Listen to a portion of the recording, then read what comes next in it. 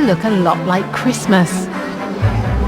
There's a festive atmosphere as the Christmas markets are in full swing here in the historic city of Bath. And at the centre is the Abbey, where thousands of people are queuing up to sing in one of the 4 carol services held in a day. I go behind the scenes at the Abbey at its busiest time of year. And I discover the unexpected connection between the Abbey and the famous hot springs of the Roman baths.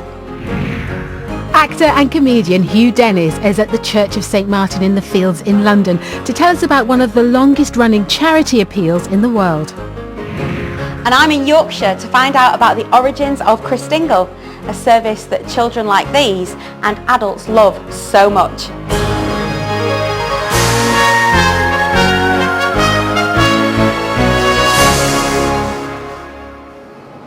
The expectation of Christmas is also celebrated in our music today, including Advent hymns from across the country. But we start right here in Bath Abbey with a carol that was filmed here last Christmas Day.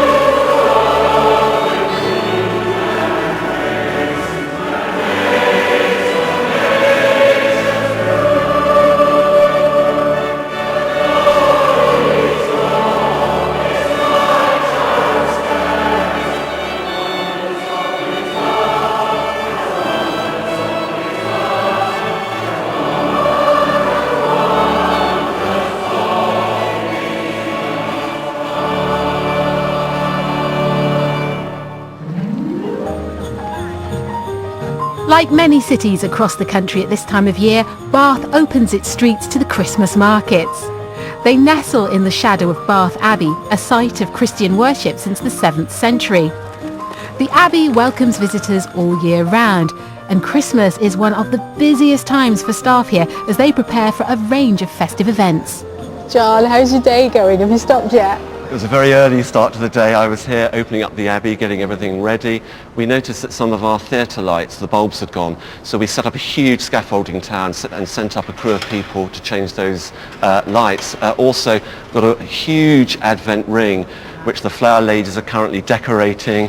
It's a time of year where we are so busy that no one's allowed to take annual leave and no one's allowed to be sick. It's all hands to the deck. And today's going to be very busy. Today is extraordinarily busy, yeah. We have 4 shoppers' carol services on the hour. They last for 20 minutes. And the important thing is that once a service finishes, we have to get ready for the next upwards of 1,000 people coming in. So we have to get everything ready again. And what do you hope people experience whilst they're here? Well, I think they're obviously joining in with all the carols. There'll be a message, but I think you just come into this extraordinary building. It's majestic, it's splendid, it's built for the glory of God. So I just hope they come and experience something of hope and of peace that they can take away with them. The Abbey towers above the 170 stalls and is hoping to attract some of the many thousands of shoppers to its church services. They'll be welcomed by the Reverend Edward Mason and the team. Oh, Edward, you're really surrounded by the sights and sounds of the market here. What's it like being in the midst of all this? Oh, we love it, honestly. It's really great. We have the Christmas market stalls all around us, and people come from all over Britain to just be part of it, and we think that's really good. When people do come through your doors, what message do you want them to leave with? Well, importantly, I want them to know that Christmas is very significant in their lives all the year round. But weirdly, Christmas, of course, began by what Christians believe is God's addressing of a human situation, a real situation. We know Jesus came into a country that was in conflict. Even in those days, he became a refugee. His family knew what it was like to be homeless. So you're hoping to connect people with the relevance of Christmas in their own lives, where they're at today? Yes, and one of the ways we do that, of course, is to remember that Bethlehem, for example, where Jesus was born, is a real place. You know, I think there are children who sometimes think that Bethlehem is a made-up place. Well, of course it's not. Christians believe that the gospel story was based on a reality, and I think we also want to share something of that. There are many different types of stalls surrounding the Abbey, and I found a little bit of Bethlehem here in Bath. It's a not-for-profit group supported by the Abbey and is run by a team that have travelled from Bethlehem itself. We're a fair trade organization that somehow they're trying to promote these products and help these small producers. Oh, it's lovely. That really is lovely. Yes. What's the story behind the people who've made these pieces? Bethlehem is the city where for hundreds of years they used to carve, and the main carving was nativity, of course. And the people who make them are very special. It's family, it's generations. It is by hand with love, with lots of care, and you can tell that every piece here is made different. And it's a life for them. It's making a living for them, and it's an opportunity to survive and provide for your families. And what does Bethlehem mean to you? It's my life. And where I live in the heart of Bethlehem, where I see culture from all over the world who come and appreciate visiting the place where Jesus is born, visiting the Bethlehem Star and making photographs and learning more about the people of Bethlehem. So Bethlehem, in my heart, it is the name that gives us hope.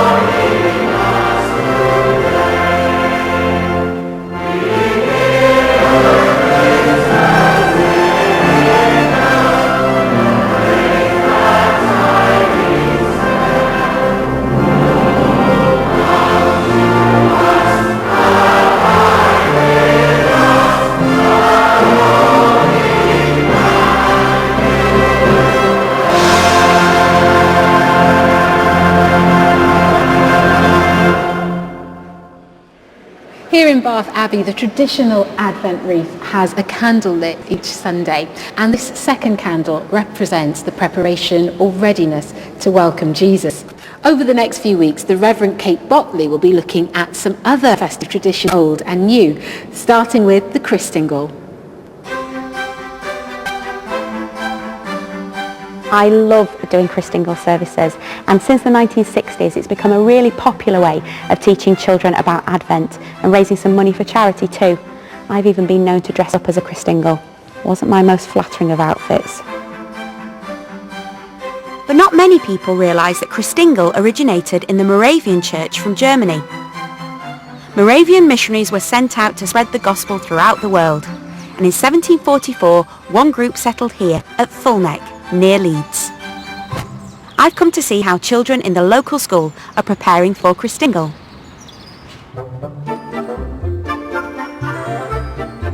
Miss, we've had an accident! She just snapped it!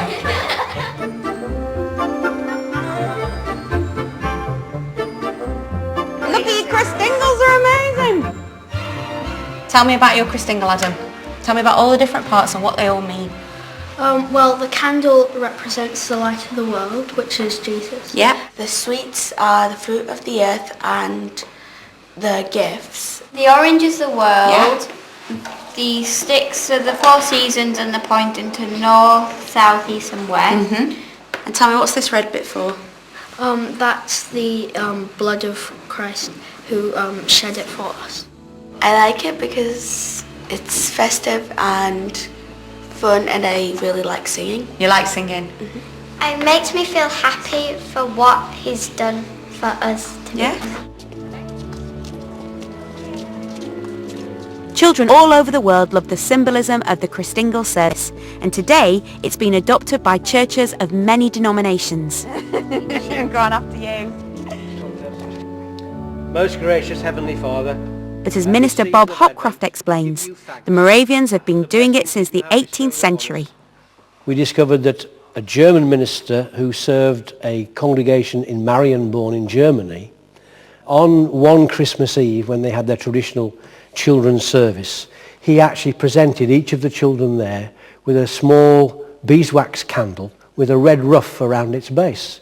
And he explained to them that, you know, at Christmas time we celebrate the birth of the light of the world, and the candle represented the light of the world. I love Christingle. It's one of my favourite services of the year. What does it mean to you, Bob? I think for me, although as ministers we all go through this preparation time during the course of Advent, it really is, on Christingle service, when you see the light of the candle lighting up the children's faces, that's the magic of Christmas. That's really when Christmas starts for me.